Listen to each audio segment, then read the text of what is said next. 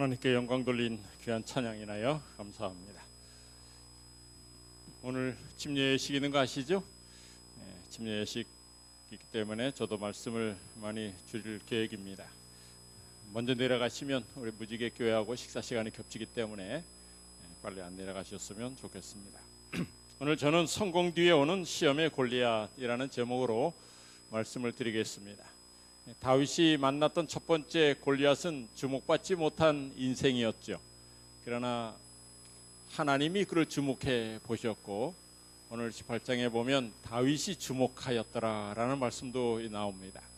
하나님이 주목하는 인생이 성공한다고 첫 번째 말씀드렸고, 두 번째는 불가능의 골리앗을 물리친 17장의 이야기를 말씀드렸습니다. 오늘 세 번째, 이 성공 뒤에 오는 시험의 골리앗이라는 제목으로 말씀드리겠습니다. 이 고난과 시련 뒤에 영광이 오지만은 반대로 영광 뒤에 오는 시험도 있습니다. 오늘 저는 그것에 대하여 조심하라고 말씀드리고 싶습니다. 이 성공하거나 또 칭찬을 크게 듣거나 인기가를 얻게 되면 사람들이 자만하게 됩니다. 그래서 그런 시험들이 그 사람의 됨됨이를 드러내게 되죠. 그래서 높은 자리에 오를수록 조심해야 합니다. 유독 요즘 들어서 여성 인권과 관련된 사회적 문제가 많이 대두되고 있죠. 다 누가 벌이는 일들입니까? 높은 지위에 있는 사람들이 다 그랬습니다. 미투 운동이 전개되고 있죠. 나도 그렇다, 나도 당했다, 나도 성추행 당했다, 나도 성폭행 당했다고 고소하고 있습니다. 물론 대부분이 이제 이런 일을 당한 분들이 여성이지만은 이렇게 들여다보면 여성만의 문제가 아니에요. 남자들도 여성 상관에게 당하는데 고민을 하는 그런 문제들도 많이 드러나고 있습니다. 특별히 한 현직 여검사가 수년 전에 그 장례식장에서 선배 어떤 한 검사로부터 성추행을 당했고 그로 인해서 갖가지 신사상의 불이익을 받았다고 밝히면서 그런 소식이 각종 신문 지상 사회면에 오르내렸죠. 근데 최근에 그 사건의 가해자로 지목된 그 안 검사가 안 전직 검사가 그리스도교 신앙을 받아들이고 한 교단 안에서 그 교단의 그 강단에서 세례 간증한 영상이 돌아다니고 있어요. 여러분들도 보셨습니까? 유튜브에 들어가서 보면 뭐 검사 그 세례 간증 치면 그 교회에서 세례 간증하는 이야기가 나옵니다. 침례지만 저에게는 침례를 주지만 거기 세례를 주는데 세례 주기 전에 그 대표자로 한 사람이 거기서 간증을 하는데 이분이 그날 간증을 했습니다. 그 간증의 내용을 보면 자신이 고난 가운데 하나님을 영접할 기회를 얻었고 나의 교만을 회개했으며 인생에게 진정 중요한 가치를 발견했다 이렇게 말하고 있습니다. 사실 이 간증 때문에 그 서검사라는 사람이 더 발끈해서 고발한 것입니다. 왜 그렇습니까? 많은들 앞에서 마치 자기는 이제 의롭다고 하나님 앞에 용서받았다고 이렇게 간증을 하는데 정작 자신에게는 잘못됐다는 얘기를 한마디도 안 했다는 거예요.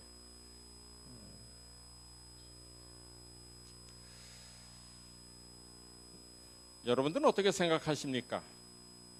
어떤 죄는 하나님께만 고백해야 되는 죄들이 있어요. 굳이 하나님께만 개인적으로 고백해야 될 죄를 갖다가 여러 사람들 앞에서 고백할 필요가 없죠. 그러나 이런 경우처럼 이 안검사의 경우처럼 모든 사람이 다 알고 있을 때는 교회 앞에서 회중 앞에서 회개하는 것이 맞습니다. 그렇지만 이분이 먼저 이 회중 앞에서 하기 전에 피해를 준 당사자에게 사죄를 하고 용서를 받았어야 됩니다.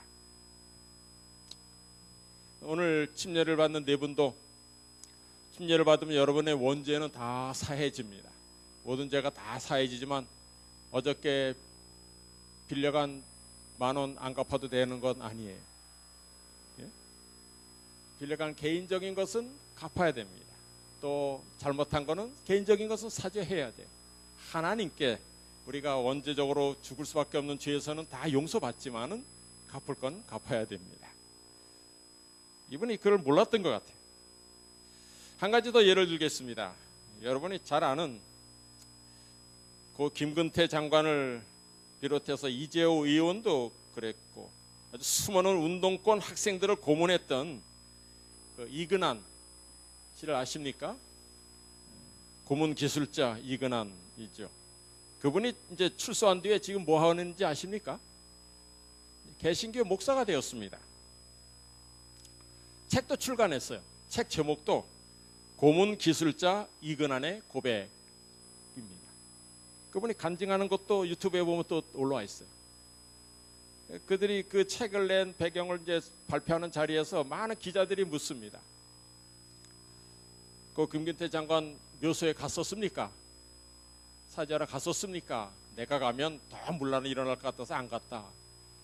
이 글에, 이 책에 또 나오는 사람들에게 잠시 사죄했습니까? 뭐 두리뭉실 그 여기 책을 보면 그냥 내가 사죄한 것이 다 나온다. 뭐 그렇게 표현을 합니다.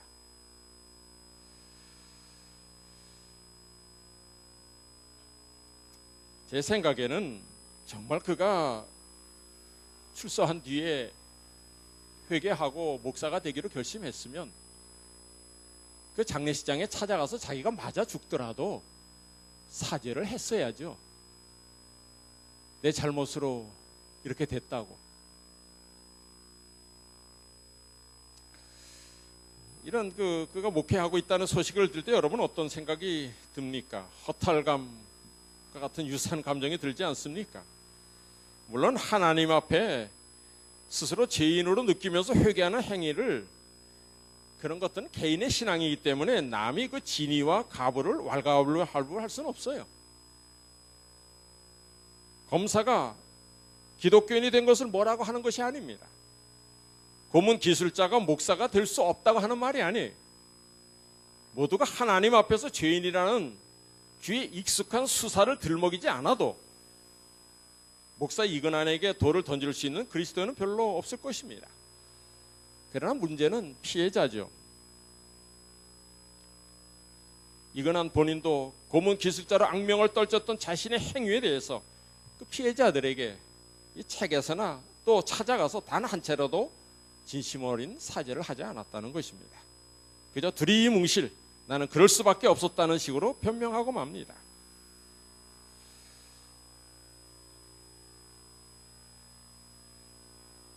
마태복음 5장 25절에 보면 너는 송사하는 자와 함께 길에 있을 때 급히 사화하라, 사죄하고 화해하라 이 말입니다. 그 송사하는 자가 너를 재판관에게 내어주고 재판관이 관이에게 내어주어 옥에 가둘까 염려하라. 이 간단한 진리를 요즘 많은 사람들이 몰라서 감옥에 가고 있습니다.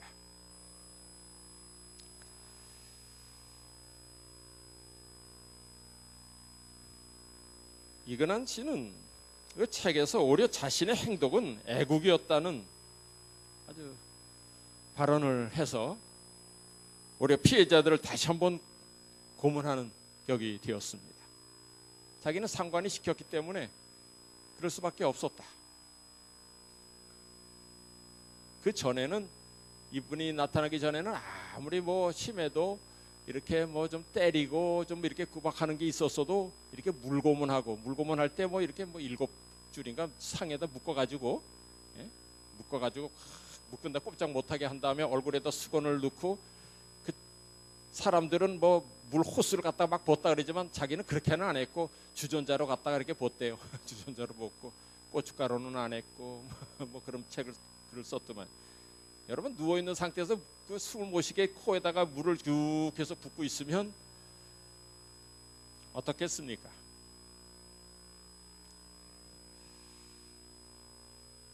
근데 더 꼴분결인 것이 있는 게 그게 뭐냐면 이 교회들이 말이에요. 이 목사로 거듭난 그를 다 앞다퉈 가면서 강단에 세운다는 거예요. 그러면서 이 복음의 위력이 대단하다고 아주 높이는데 아주 혈안이 되어 있다는 거예요. 소위 교회 지도자들이라는 분들이 이 사회적으로 큰 무리를 일으킨 인물에게 목사 안수 주는 행위가 사회 내에서 교회와 복음의 가치를 어떻게 무색하게 만드는지 전혀 관심이 없어요. 오래전 얘기지만은 벌써 자신이 담임맡은 교회 여청년을 상습적으로 성폭행했던, 그리고 그 피해자에게 제대로 된 사죄 한마디 없이 억대 전배금을 받고 바로 옆에 새 교회로 개척한 그 전모 목사 있잖아요. 이런 사람들을 사회는 어떤 시각으로 바라볼까요? 여러분 하나님 앞에 회개했다고 하면 다 없어지는 거 아닙니다. 회개는 하나님 앞에 나오기 전에 먼저 피해자에게 해야 하는 것입니다.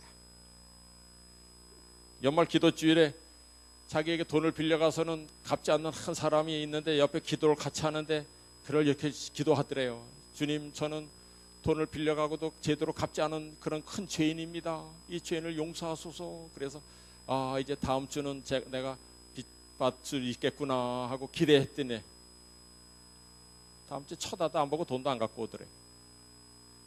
하나님 앞에 다 회개하면 다 되는 건 줄 알아요.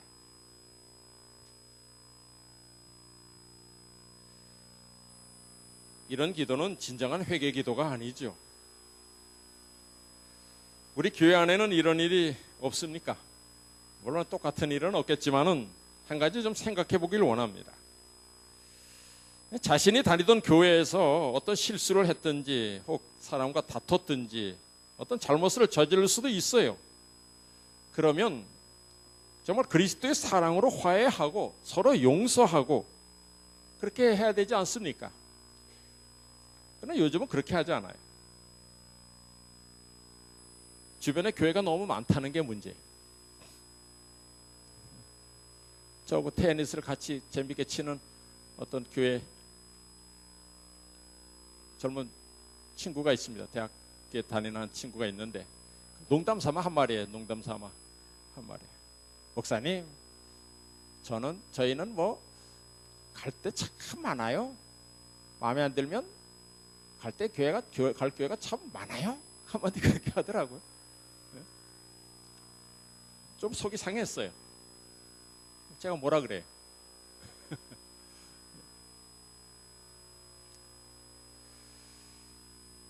문제를 해결하려고 노력하기보다는 그저 아주 다른 교회로 옮기는 아주 쉬운 방법을 택합니다.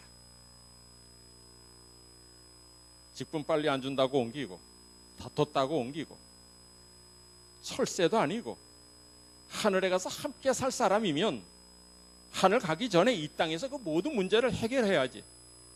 이 땅에서 꼴불기 치는 사람인데 같이 하늘나라 같이 가겠습니까? 구름 타고 같이 갈 수 있겠습니까? 그런 사람을 하나님이 데려가시겠습니까? 빨리 가서 회개하라. 예배 드리기 전에도 나가서 잘못한 사람이 있으면 먼저 찾아가서 회개하라 그랬어요. 그 얘기는 하늘 가기 전에 다 해결할 거 해결해야 된다는 얘기입니다.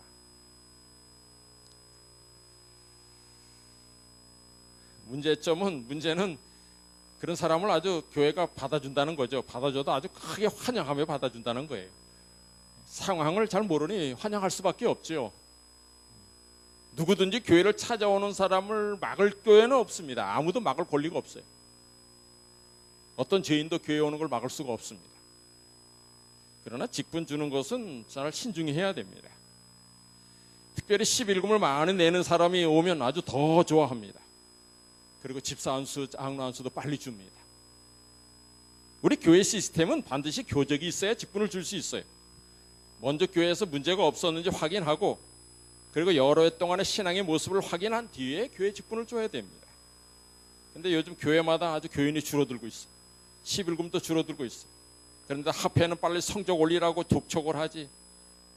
그러니 찾아오는 분이 있으면 아주 과거를 따지지 않고 빨리 직분을 줍니다. 직분 주는 이유가 한 가지예요. 우리 교회에 붙어 있으라고. 그러니 우리 교회가 수준이 점점점 떨어지고 있어요.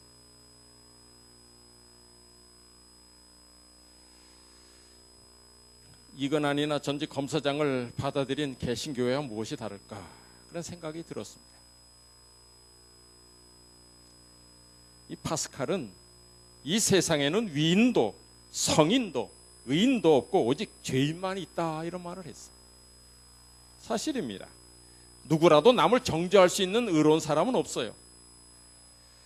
그렇다 할지라도 하나님을 믿는 사람이라면 스스로 자신을 돌아보고 참된 신앙의 길을 걸어갔으면 좋겠습니다. 하나님께 나아가는 자는 진심으로 회개의 길을 걸어야 합니다. 최근에 보도된 그 소식을 보면 여러분 성폭력을 행했던 사람들이 다 한결같이 상관들이죠. 위에 있는 사람들이 그렇게 했어요.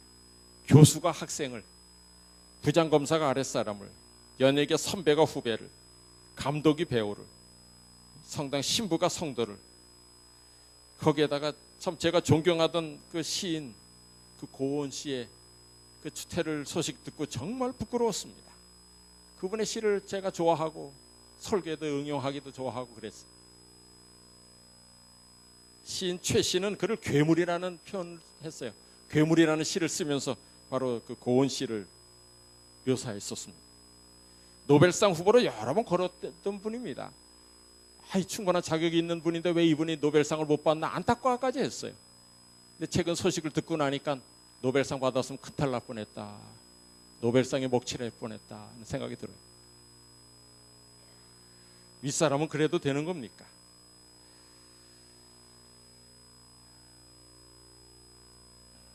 이런 나쁜 소식을 들을 때, 이런 세상의 소식을 들을 때 여러분은 어떤 마음이 드십니까? 재림의 징조니까 기뻐해야 됩니까? 이런 세상의 악한 소식 뭐 예전에도 몰랐던 것 아니고 다 알고 있었지만 드러날 것뿐이지만, 여러분은 이런 소식 들을 때 어떤 마음을 가져야 되겠습니까? 에스겔 9장 4절에 너희는 예루살렘에 순행하며 그 가운데서 일어나는 가증한 일로 인하여 울며 탄식하는 자의 이마에 인치라고 했습니다. 이런 세상의 일로 인하여 우리는 울며 탄식해야 되는 것입니다. 이 나라를 구해달라고 기도하시기 바랍니다. 하나님께서 이 나라를 통해서 큰 계획을 갖고 있어요. 정말 미국 다음으로 세계 선교사를 제일 많이 파송하는 나라입니다. 하나님께서 이 나라를 더 오랫동안 사용하셔야 됩니다. 이 권위라는 것이 대단하죠. 누구든지 그런 권위적인 위치에 있게 되면 그것이 하나님이 주신 것임에도 불구하고 그 사실을 잊어버리고 그 자리를 지키기 위해서 아주 죄 짓는데 서슴지 않는 사람들이 된다는 거예요. 이 사울 역시 마찬가지예요. 이 사울 왕이 인류 역사상 아주 훌륭한 인물 중에 한 사람이었습니다. 그도 하나님의 택함을 받고 그래서 기름 부음 받은 왕이었죠. 그러나 어느샌가 권력의 맛을 보게 되면서 자신보다 인기 있는 다윗을 질투하게 되고 그의 남은 생애를 다윗을 죽이기 위하여 살아간 아주 불쌍한 존재가 되었습니다. 반대로 이 다윗은 오늘 18장에 보면 그가 높은 지위에 올랐을 때 따라오는 여러 가지 시험을 잘 이겨냈습니다. 그가 17장에서 이제 골리앗을 죽인 다음에 어떤 명예를 얻게 됩니까? 앞부분에 보면 이 요나단이 누굽니까? 사울왕의 그 아들이 아닙니까? 왕인자입니다. 이 왕자와 친구가 됩니다. 이 요나단이 다윗을 자기 생명같이 사랑했습니다. 또 4절에 보면 자기의 겉옷, 군복, 칼, 활, 띠를 다윗에게 주었습니다. 여러분, 그 나라의 왕세자와 이 친구라는 것은 대단한 것입니다. 5절에 보면 사울의 시키는 일을 아주 지혜롭게 잘해서 군대장이 됩니다. 갑자기 국방부 장관이 됐어요. 요나단 한 사람뿐만 아니라 사울과 백성과 신하들로부터 인정받는 존재가 되었습니다. 그것뿐만 아닙니다. 6절 7절에 가보면 여인들이 찬송을 하는데 오늘 본문에서 읽었죠? 다윗이 죽인 자는 몇 만이요? 만만이고 사울은 천천이라고. 그러니까 아주 백성들도 모든 여인까지도 인정하는 그런 존재가 되었습니다.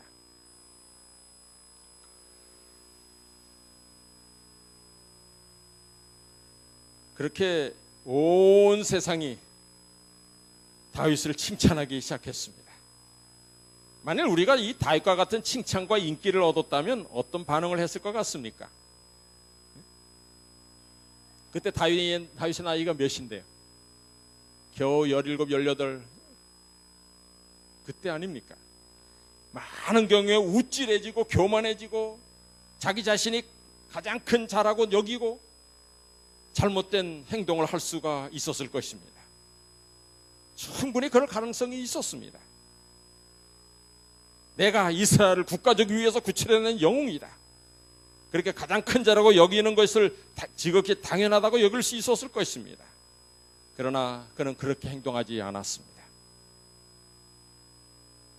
이스라엘 모든 사람이 자기를 인정하고 있지만은 심지어 왕까지도 인정하고 있었지만은 그러나 다윗은 얼마든지 생각할 이상의 생각을 할 수 있었습니다만 그러나 그는 자만하지 않았습니다.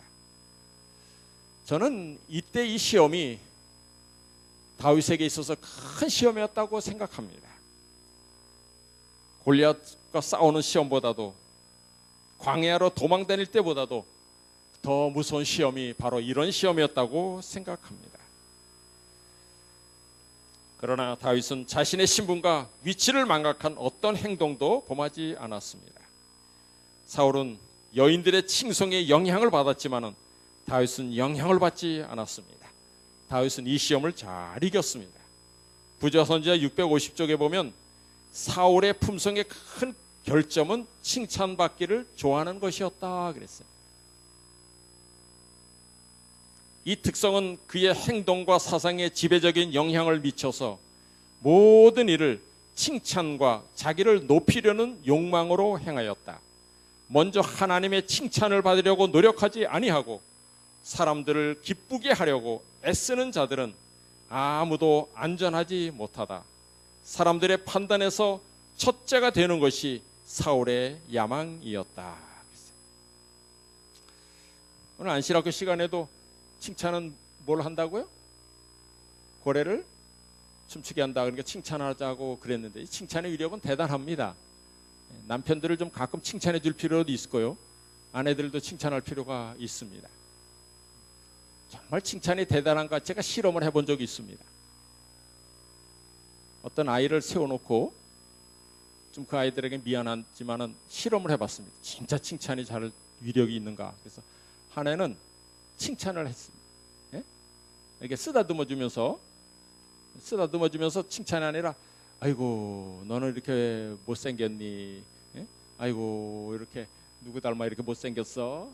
이렇게 해서 쓰다듬어 주면서 말은 그렇게 해요. 그러면 얘가 좋아할까요? 나쁠까요? 아주 기분 나빠해요.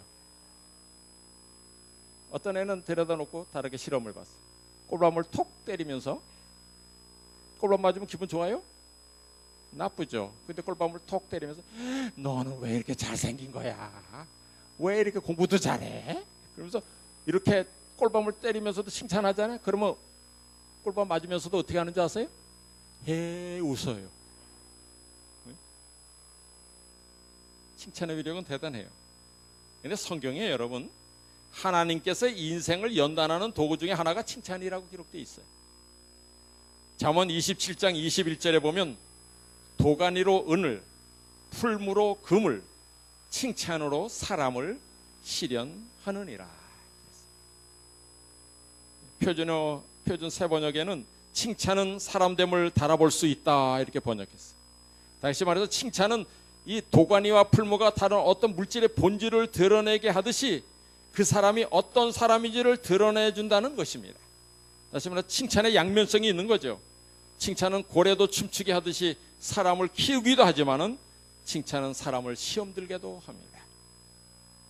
하나님은 칭찬과 인기라는 시험을 허용하심으로 우리를 시험하시고 어떻게 반응하는지를 보고 있는 것입니다.